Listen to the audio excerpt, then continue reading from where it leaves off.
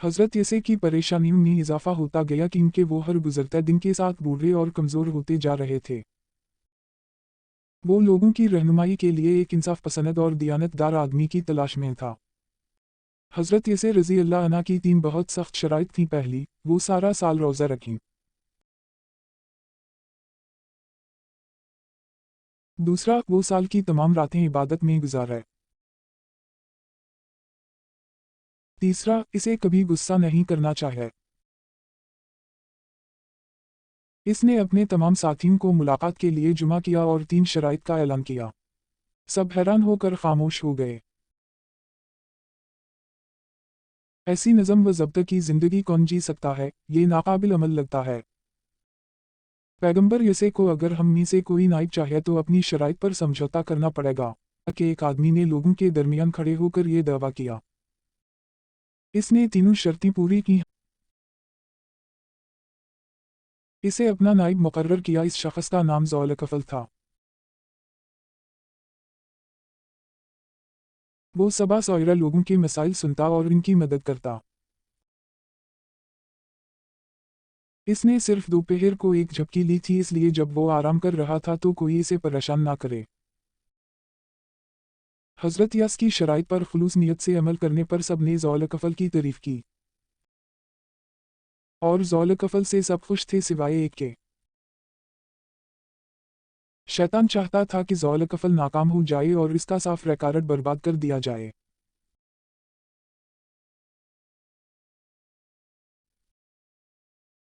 ज़ौलकफल को नाकाम बनाने के लिए शैतान ने बहुत से छोटे शैतान भेजा लेकिन कोई भी कामयाब ना हुआ। आका हमने बहुत कोशिश की कि ज़ौलकफल का रोज़ा छोड़ दी या रात की इबादत छोड़ दी लेकिन नसीब नहीं हुआ।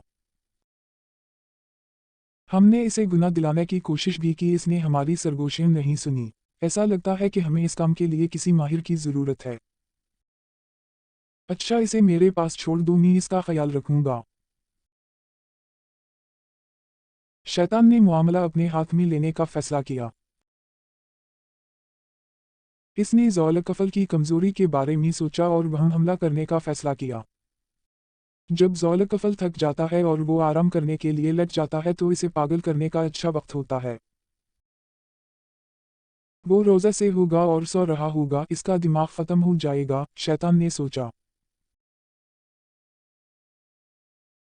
तो शैतान ने एक बूढ़े फ़कीर का भेस बदलकर एक सख्त धूप वाले दिन बूढ़े ने आकर दस्तक दी।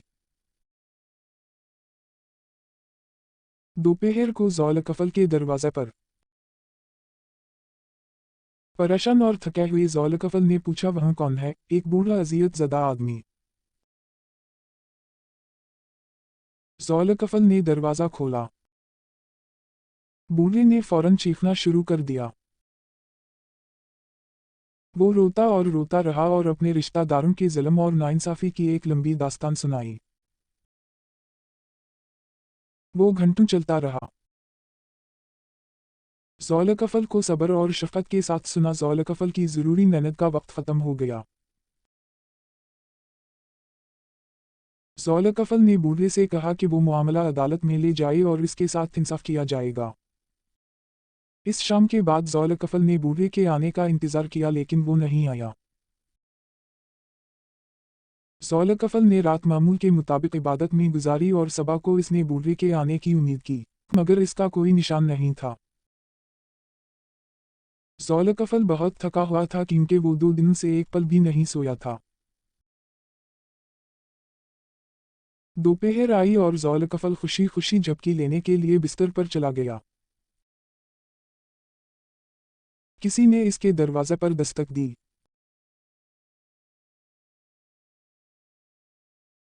अरे नहीं, बूढ़ा आदमी फिर यहाँ था। मैंने तुमसे कहा था कि अदालत आओ, मैंने कल भी इंतज़ार किया और आज सबा भी। तुम कहाँ थे? मेहरबान साहिब, मेरे रिश्तेदार बदकार और चालाक हैं। जब इन्होंने सुना कि आपने मुझे बुलाया है, वो अदालत के बाहर मामला तय करने पर राजी हो गया, लेकिन जब अदालत का वक्त ख़त्म हुआ, वो अपनी बात पर वापस चले गए। हाय, मेरी बात पर बूढ़ा आदमी घंटों अपनी कहानी बयान करता रहा। और ज़ौलकफल सब्र से इसके साथ रहा। ज़ौलकफल बमुश्किल आँखें खली रख सका। लेकिन बूढ़े के जाने तक वो नाराज नहीं हुआ। ज़ौलकफल की झपकी का वक्त खत्म हो चुका था। ज़ौलकफल बूढ़े का इंतजार करने लगा। दोबारा अदालत में पेश हुआ लेकिन वो हाजिर नहीं हुआ। ज़ौलकफल थक चुका था, वो पहले से ज्यादा अपनी झपकी का मुंतजिर था।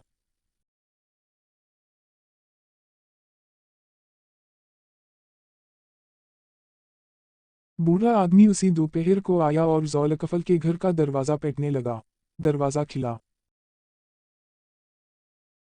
इस बार ज़ौलकफल के घर वालों ने बूढ़े को रोका। इन्हें डर था कि ज़ौलकफल अगर आज ना सोए तो बीमार हो जाएंगे। आगे एक अजीब वाक़या हुआ। बूढ़ा आदमी मरकजी दरवाज़ा से पुरस्कार तौर पर गायब हो गया और ज़ौलकफल के बेडरूम के दरवाज़े पर जादुई तौर दस्तक दे रहा है। ज़ौलकफल बूढ़े को घर के अंदर पाकर हैरान रह गया जब किसी ने इसे अंदर ना जाने दिया। ज़ौलकफल को एहसास हुआ कि ये कोई आम बूढ़ा आदमी नहीं है, ये ज़रूर होगा शैतान। तुम अंदर कैसे आए? ठहरू, तुम अल्लाह के दुश्मन इब्लीस हो। अरे मैं बर्बाद हूँ, तुमने मेरे सारे मंसूबे बर्बाद कर दिए जो मैंने बनाए थे। और इतनी जहानत से काम किया कि किसी तरह आपको पागल कर दूं, लेकिन आपने मेरे लिए सब कुछ बिगाड़ दिया। शैतान बूढ़े के भेस में गायब हो गया। आदिल और मतकी ज़ौलकफल ने मिसाली रवादारी के साथ इम्तिहान पास किया था।